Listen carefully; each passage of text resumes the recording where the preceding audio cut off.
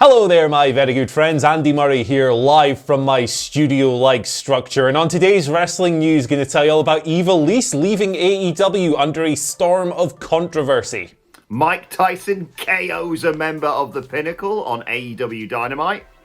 Darby Allin summons the spirit of Jeff Hardy while wrestling Matt Hardy by diving off a very high thing on AEW Dynamite. And Chris Jericho shoots on NXT leaving Wednesday night. I'm Adam Wilborn. And I'm Andy Murray. And I'm very jealous of Andy Murray's studio-like structure. And this is the news. Built by Bray Wyatt himself. Anyway, let's kick things off by talking this Ivelisse story, which is wild. So Ivelisse hasn't appeared on AEW television for a while. Her last appearance was on the 2nd of March. Her tag team partner, Diamante, with whom she won the first ever Women's Tag Team Cup, has been working as a singles wrestler. What the hell is going on? Well, the Wrestling Observer reported recently that there were some issues between Ivelisse and a number of coaches within AEW, and that was contributing towards her not being on TV. Now, Ivelisse is gone. She's out of AEW by all accounts. She tweeted last night, and she has since deleted this, so we can't put up one of our nice graphics here, but she tweeted, "History repeats itself. I speak up about mistreatment and get let go. That's life." Fightful have done some digging into this, and they have sourced a statement from Ivelisse, who mentions AEW by name here, clarifying that she was talking about that promotion and not potentially another one.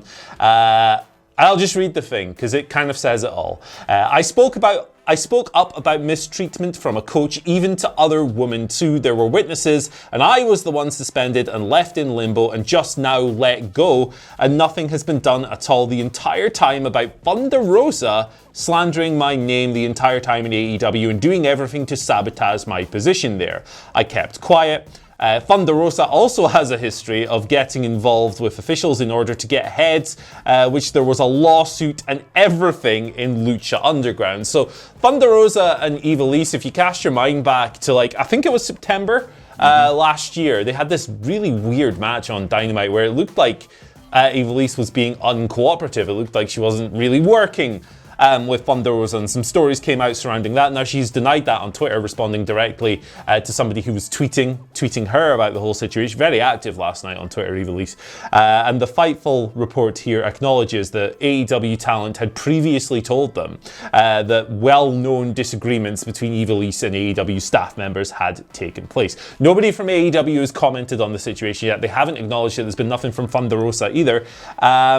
But this is a crazy kind of situation. We kind of heard whispers through various outlets that maybe Ivelisse wouldn't be back after she disappeared in March. And that Diamante has been working as a singles wrestler kind of gives credence to that. But it's not the first controversial story we've heard from Ivelisse. We should stress that these allegations that she's making here are completely one-sided. The other sides haven't responded. So, pinch of salt with everything as always. But she's alleging these things from coaches and from Thunder Rosa and everyone else. That is what it is. It's not the first time that Ivelisse will have left the promotion under controversial circumstances. She's gone now, however, Diamante continuing on her own. Well, it's just a weird story to kind of unfold on a Tuesday, Wednesday was yesterday, Wednesday night. Yeah, it was. We're not going to get into the allegations. We're not going to respond and talk about who's right and who's wrong in all this because it's not our position and we don't know all the facts here. All I will say is it's probably best for all parties that she is gone. If she's unhappy with AEW and she perceives this favoritism, but let's just say towards people like Thunder Rosa, then she shouldn't work for that company because she clearly feels like she doesn't have a future there. And for AEW, you talk about that match. A lot of people obviously sharing those clips of the Ivelisse Thunder Rosa match from last year, and I just think AEW need to move on. She needs to move on. It's probably best for everyone that they go their separate ways. And I mean, look at the women's division now in AEW. A sensational match I thought last night from Jade Cargill and Thunder Rosa. What am I talking about? And Red Velvet. And so, we're not going to say much more about it. Let us know your thoughts in the comments. But probably best for everyone, Andy, that they go their separate ways. Yeah, 100%. Definitely sounds like the healthiest solution to this issue. Yeah. Speaking of healthy solutions, KOing people. No. Knocking people out. No, it was Cash Wheeler who ate a brutal knockout punch from one Mike Tyson on last night's AEW Dynamite. This was, of course, in the midst of that Dax Harwood-Chris Jericho match where Mike Tyson was involved as the special guest enforcer. He was calling it down the middle, as Jericho had alluded to him doing. He took weapons off both wrestlers early on, and then towards the end of the match, it all fell apart, of course. The Pinnacle, the Inner Circle, they're brawling, they come out on the stage. In the midst of all this, Wheeler tries to get involved, tries to even possibly hit Mike Tyson with Chris Jericho's bat. Hit Chris Jericho with Mike Tyson's bat, and then hit Chris Jericho with Chris Jericho's bat. Then Mike Tyson got involved. He looked like he was going to hit Mike Tyson. I'm very tired, I do apologise. And he got smashed out, and then Jericho won the match, hitting Harwood with a Judas effect. A far more effective use of Mike Tyson, I thought, this week than the time he was sat yawning holding the TNT Championship. Yeah, much better presentation from Tyson here, just knocking people out. That's what he does. He gets physical, he puts his hands on your chin and your lights go out. It was quite deft of them, to borrow a phrase from my esteemed colleague Michael Sidgwick. As well, you have two boxers on the show. You have Mike Tyson and you have Anthony Ogogo. Who looked great, by the way. Yeah, he looked tremendous in his match, but he put his opponent away with a body shot. Tyson tapped Cash on the chin. So it's a nice little way of not repeating spots there, even though you have two boxers knocking people out on the same show. I'm all on the Ogogo train. I thought he looked excellent as well. So yeah, good stuff. You know what else was good? Probably not for physical well-being, but Darby Allin closing AEW Dynamite with a Jeff Hardy-esque dive from the scaffolding while wrestling his brother Matt in the main event. It was a chaotic main event, loads of interferences. It was like an anything goes match as well, so weapon use basically from the first bell with a steel chair. Matt Hardy bringing that involved. They brawled all over the place, past Tony Khan backstage. Matt Hardy hit a leg drop off a ladder backstage, but he was outdone in the end. Darby Allin beat the hell out of him with a baseball bat, another baseball bat, two baseball bats. You can't play baseball. Shut up, Andrew. It all culminated with Darby clearing the announce table, scaling the scaffold, not as high up as some of Jeff Hardy's other things, but that's probably for the best, because he hit a coffin drop, and a coffin drop is back first, obviously. Back first through the announce table, wins, defends the TNT title, Matt Hardy loses, Darby Allin is insane, he's done it again, and this was a crazy spot. Yeah, so many bonker spots already in Darby Allin's history, and already seen people online speculating about whether by the end of both of their careers he'll have done even madder stuff than stuff that Jeff Hardy's done, which is just crazy to think. Darby Allin retaining the TNT Championship. Early on in the night, the Young Bucks retained their AEW Tag Team Championships in a bloody annoying tag team match against Ray Phoenix and Pac, in a good for way. all the right reasons. God, they're unbearable bastards now in storyline, of course. And I forgot to mention, by the way, Mike Tyson are now an honorary member of the Inner Circle after what happened earlier. But yeah, I love this TNT Championship match. I will hold my hands up. Myself and Hamflet, when previewing Dynamite yesterday, had our concerns about this, with Matt Hardy being in the shape he's in, but I thought they worked the ideal match for both performers, Andy. Yeah, it was good stuff indeed. Right, let's conclude all conversations about the Wednesday Night Wars. How about that? With this statement from Chris Jericho. I'm not saying that this is the definitive statement. I'm just saying that that's the last time I'll really want to be talking about it, because you can just enjoy both shows separate of each other without having to compare them or doing anything now, right? Okay. Well, Chris Jericho has come out in an interview with Forbes' Alfred Konua, saying that AEW sent NXT, quote, screaming and yelling away from Wednesdays. The full quote says, we're talking about competition between the two shows. Of course we're competitive. Yes, we wanted to beat NXT. Yes, we wanted to drive them screaming and yelling away from Wednesdays. And we did that. He also later on continued to basically claim that the reason why Dynamite did better than NXT is because they focused on themselves rather than trying to beat the competition, which is an accusation that was quite fairly, in my opinion, levelled at NXT for their random hot-shotting of 8 title matches, and then, no finishes, 8 title matches again next week. I think it comes back to a particular favourite phrase of mine. Don't chase the competition, Andy, chase the dream. Oh, lovely inspirational stuff. Yeah, I mean, Chris Jericho knows what he's doing here. He knows when he says things like this that some people are going to get annoyed. And if you're annoyed hearing these words and worked out by them, well, congratulations, Chris Jericho, it worked.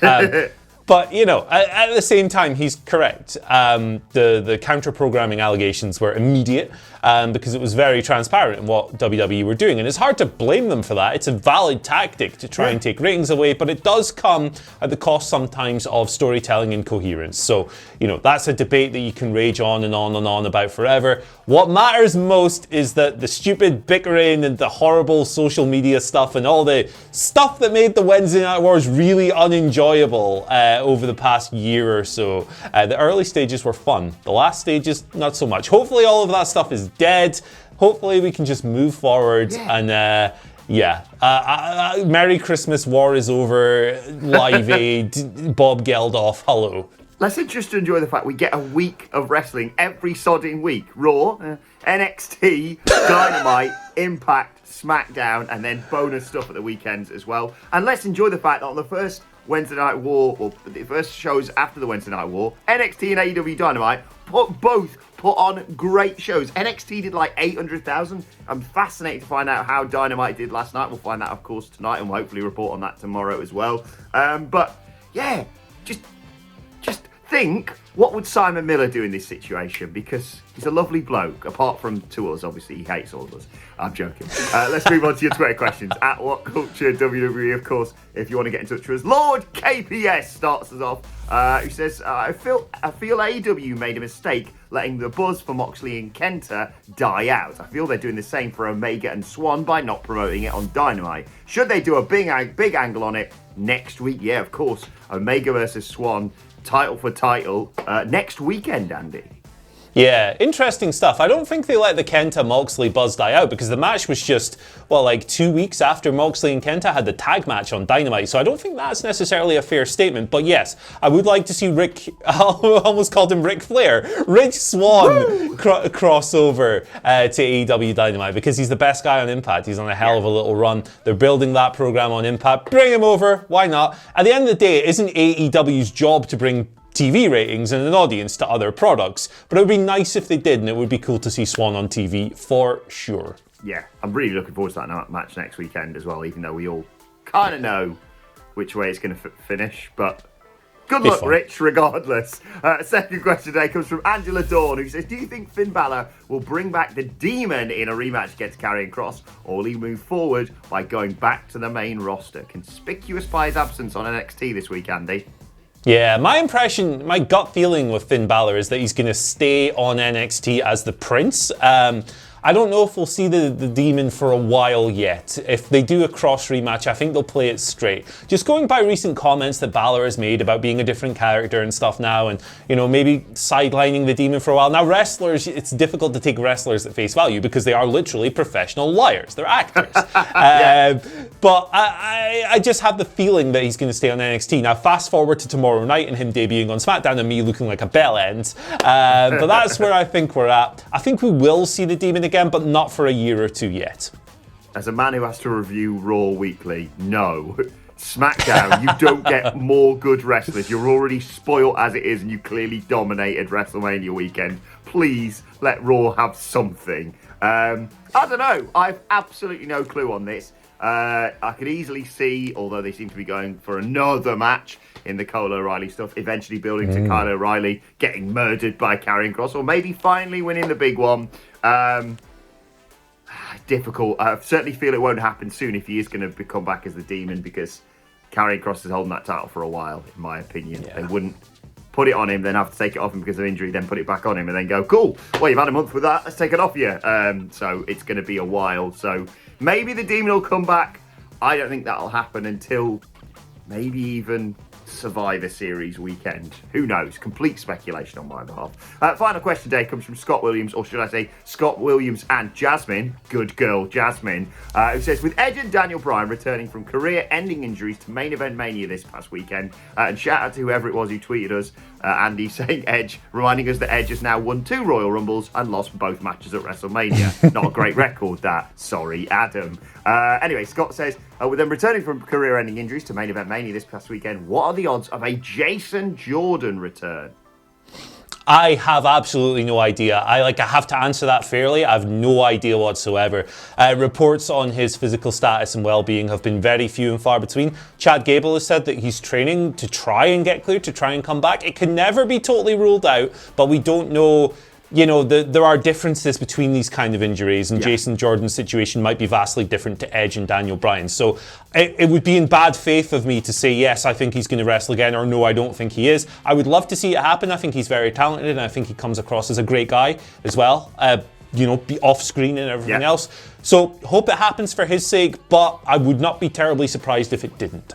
By all reports, he's having a great time being a producer, isn't that right? Something like that? That's right. He's producing, he's doing a good job at that. So if he can't wrestle again, he has that at the very least. Exactly. Obviously, all of us at WhatCulture would love to see him back in a wrestling ring, but it's like saying, well, if Daniel Bryan can come back, why hasn't Paige come back yet? They're two different injuries, they're two different people. We obviously would love to see it. Personally, I'd desperate to see him back in a wrestling ring because it was such a an anticlimax, and they kind of botched the first storyline he got, breaking up on his own, Kurt Angle's son weirdness. They didn't even really have as much fun with that as they could have done, but hopefully they can. But as we always say, safety first. If there's a chance of him getting injured again, let's not risk it. Let's just have him keep being a producer for WWE and keep our fingers crossed, but don't hold your breath.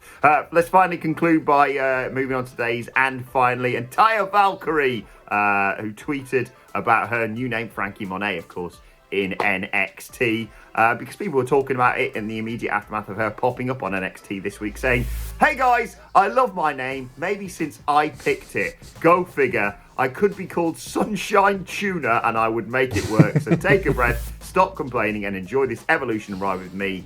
Thanks." So excited to see the new Frankie Monet in NXT, Andy.